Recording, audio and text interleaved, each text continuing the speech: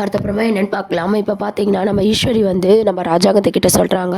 காது குத்துறதுக்கு மொத்த செலவும் வந்து நான் எழுதி லிஸ்ட் போட்டிருக்கேன். இத போய் நான் தமிழ்ச்செல்வி வீட்ல குடுத்துட்டு வந்துடுறேன் மாமா அப்படின்னு சொல்லிட்டு, ராஜாங்கம்மா என்ன சொல்றாருன்னா, எல்லாமே நியாயமான செலவா தானே ஈஸ்வரி எழுதியிருக்க அப்படின்ட்டு.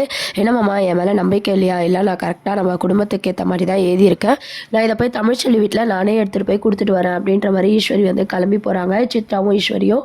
இத பார்த்து சாவித்திரி, தாமரையும் பார்த்தீங்கன்னா, இதுல ஏதோ ஒரு பிளான் இருக்க மாரி தெரியுது அப்படின்னு சொல்லிட்டு ராஜாங்கத்துக்கிட்ட சொல்லிட்டு இருக்காங்க. உடனே ராஜாங்கம் வந்து அவளே இப்பதான் ஏதோ பொறுப்பு வந்து செய்றா. நம்ம ஏன் அதை சந்தேகப்படணும்?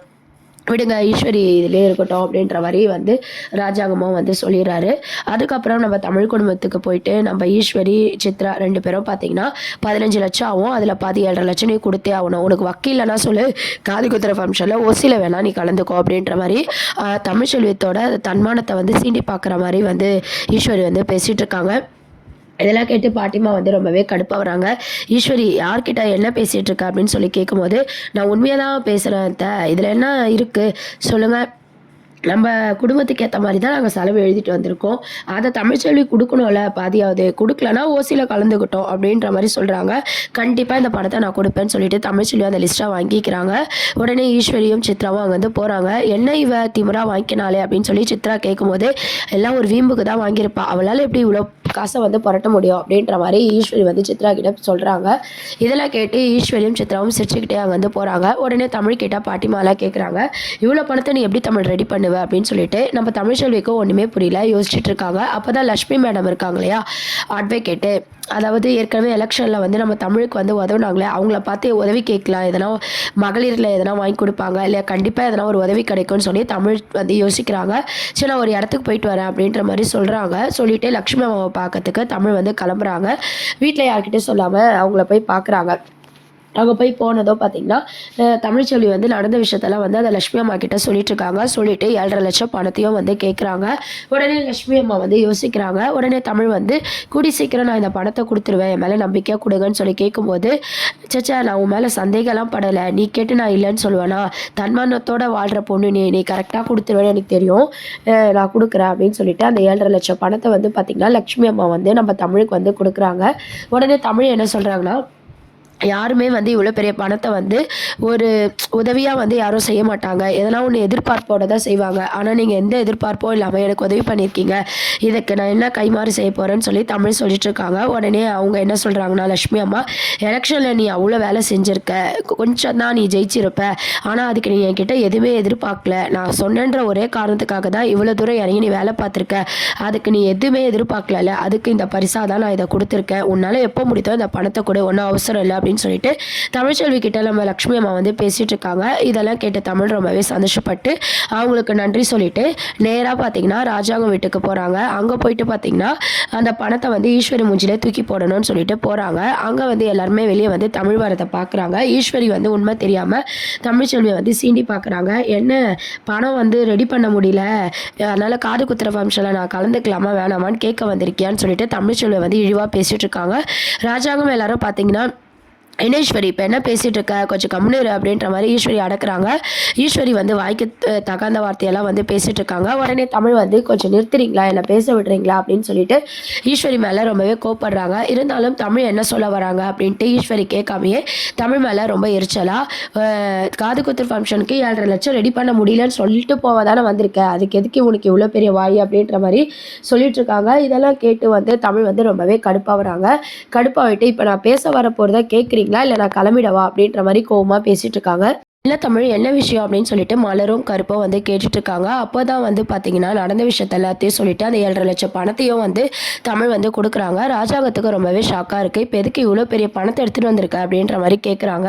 சேதுவும் வந்து கேட்டுட்டு இருக்காங்க. உங்கள் வீட்டு ஆளுங்க தான் வந்து 15,00,000 ஆகும், அதில் பாதி கொடுக்க சொல்லி கேட்டிருந்தாங்க, பணம் கரெக்டாக இருக்கா எண்ணி பார்த்துக்கோங்கன்னு சொல்லும் போது எல்லாருமே பார்த்தீங்கன்னா ஈஸ்வரி மேலே கோப்படுறாங்க. என்ன ஈஸ்வரி இதெல்லாம் உன் வேலையா அப்படின்னு சொல்லி கேட்குறாங்க. உடனே சாவித்திரியும் நம்ம தாமரையும் என்ன சொல்கிறாங்கன்னா, ஈஸ்வரியை பற்றி தெரிஞ்சு இந்த வேலையை நம்ம அவங்க கிட்ட கொடுத்துருக்கக்கூடாது. அவங்க யாருன்னு காமிச்சிட்டாங்க பார்த்தீங்களா, நம்ம கிட்ட நல்ல விதமாக பேசிட்டு தமிழ் வீட்டுக்கு போய் இப்படிலாம் வந்து பண்ணியிருக்காங்கன்னு சொல்லி ஈஸ்வரி மேலே வந்து எல்லாத்தையும் வந்து தாமரை நம்ம சாவித்திரியெல்லாம் வந்து புட்டு புட்டு வைக்கிறாங்க. உடனே ஈஸ்வரி வந்து நேரம் பார்த்து காலை வராதிங்க, ஒரு விஷயம் இருங்க அப்படின்ற மாதிரி, மாமா நம்ம வந்து வசதியாக செய்வோம், அதில் பாதி தான் நான் கொடுக்க சொன்னேன், கொடுக்கலனாலும் பரவாயில்லன்னு தான் நான் சொல்லிட்டு வந்தேன், அது போய் இவ இவ்வளோ ரோஷத்தையாக எடுத்துக்கிட்டு பணத்தை எடுத்துகிட்டு வருவா நான் நினச்சே பார்க்கலன்னு சொல்லிட்டு ஈஸ்வரி வந்து நல்லவங்க மாதிரி நடிச்சிட்டு இருக்காங்க. போதும் நிறுத்தி ஈஸ்வரி, எல்லா பிரச்சனைக்கும் ஆரம்பத்துலேருந்து நீ தான் காரணம் அப்படின்னு சொல்லி ராஜாங்கம் வந்து ஈஸ்வரி மேலே கோவப்படுறாங்க. உடனே தமிழ்கிட்ட என்ன சொல்கிறாங்கன்னா ராஜாங்கம், எங்களை மீறி தப்பு நடந்துருச்சு, இது எங்கள் சைடு தான் தப்பு, நாங்கள் தான் உங்கள் வீட்டுக்கு வந்து பேசியிருக்கணும், நீ முதலே வேண்டான்னு சொன்ன, நாங்கள் தான் பேசியிருக்கணும், நான் மன்னிப்பு கேட்டுக்கிறேம்மா, இந்த பணத்தை எடுத்துகிட்டு போ, இவ்வளோலாம் செலவாகாது, உன் சக்திக்கு ஏற்ற மாதிரி நம்ம காது குத்தலை வச்சுப்போம் அப்படின்னு சொல்லிட்டு ராஜாங்கம் வந்து சொல்கிறாரு. உடனே தமிழ் என்ன சொல்கிறாங்கன்னா, நடந்தது நடந்துருச்சு, நானும் பணத்தை ரெடி பண்ணிட்டேன், இதை வாங்கி முதல்ல ஃபங்க்ஷனுக்கு தேவையானதை ரெடி பண்ணுங்கள், இதுக்கப்புறமாவது உங்கள் வீட்டில் இருக்கிறவங்க கிட்ட என் தன்மானத்தை சீன்ற மாதிரி எதுவும் பண்ண வேண்டாம்னு சொல்லுங்கள் அப்படின்னு சொல்லிட்டு தமிழ் அங்கேருந்து போயிடுறாங்க. சேது ராஜாங்கம் எல்லாரும் மோகனா எல்லாரும் பார்த்தீங்கன்னா நம்ம ஈஸ்வரியை போட்டு திட்டுறாங்க. உடனே ஈஸ்வரிக்கு வந்து செமையாக கடுப்பாகுது. அதுக்கப்புறம் சித்ரா வந்து கேட்குறாங்க, இவ எப்படிமா இவ்வளோ பணத்தை ரெடி பண்ணா அப்படின்ற மாதிரி கேட்டுட்டு இருக்காங்க.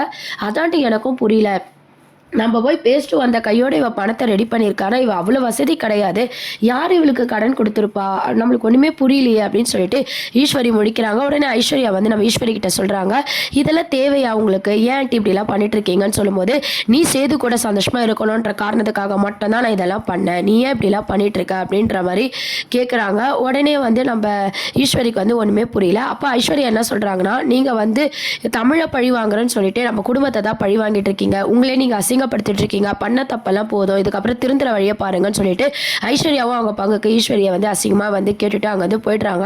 அதுக்கப்புறம் சேதுவும் பார்த்தீங்கன்னா நம்ம ஈஸ்வரியை வந்து இதுக்கப்புறம் என் விஷயத்தில் எதுலையுமே நீங்கள் தலையிடாதீங்க அப்படின்ற மாதிரி கோவமாக பேசிட்டு போகிறாரு. அது மட்டும் இல்லாமல் ராஜாங்கம் என்ன சொல்கிறாருன்னா, இதுக்கப்புறம் காது குத்து ஃபங்க்ஷனில் ஈஸ்வரியை நம்பினா ஒரு பிரச்சனையும் இல்லை, எல்லாமே நீயே பார்த்துக்கோ சேதுன்னு சொல்லும்போது சேது என்ன பண்ணுறாருன்னா, தமிழ் கொடுத்த அந்த பணத்தை வந்து ஐஸ்வர்யா மூலமாக வந்து நம்ம ஈஸ்வரி கிட்ட வந்து வாங்கிக்கிறாங்க. வாங்கிட்டு எல்லா பொறுப்பையும் நாங்களே பார்த்துக்குறோம் அப்படின்ற மாதிரி சேதுவும் ஐஸ்வர்யாவும் சொல்கிறாங்க. இதெல்லாம் கேட்டு ஈஸ்வரி ரொம்பவே கடுப்பாகிறாங்க. அப்போ என் மேலே நம்பிக்கை இல்லையா, கொடுத்த பணத்தை வாங்குறீங்கன்னா என்னை சந்தேகப்படுறீங்களா அப்படின்னு சொல்லிட்டு கேட்கும்போது, இதில் என்ன உங்களுக்கு சந்தேகம் இருக்குது, நீங்கள் பண்ணதெல்லாம் போதும் நாங்களே பார்த்துக்குறோம் அப்படின்ற மாதிரி சேது சொல்கிறாரு. ராஜாங்கத்துக்கிட்ட போய் நம்ம ஈஸ்வரி சொல்லும்போது, நான் தான் சொன்னேன் இதுக்கப்புறம் நீ எதில் தலையிட வேணாம் ஈஸ்வரின்னு சொல்லி அவரும் கோவமாக பேசுகிறாங்க. எல்லா பக்கமும் பார்த்தீங்கன்னா ஈஸ்வரிக்கு வந்து ஒரு பதிலடி கொடுக்குற மாதிரி தான் சின்ன மருமகள் சீரியலை வந்து அப்கமிங் ப்ரோமோவாக கொண்டு வராங்க. இதுக்கப்புறம் பார்த்தீங்கன்னா ஃபங்க்ஷன் வந்து கிராண்டாக வந்து செலிப்ரேட் பண்ணுறாங்க, எல்லாருமே சந்தோஷமாக கலந்துக்கிறாங்க. பட்ட அசிங்கத்துக்கும் அவமானத்துக்கும் நம்ம தமிழுக்கு பதிலடி கொடுக்கணும் அப்படின்னு சொல்லிட்டு ஈஸ்வரி வந்து அந்த ஃபங்க்ஷனில் ஒரு செக் வைக்கிறாங்க.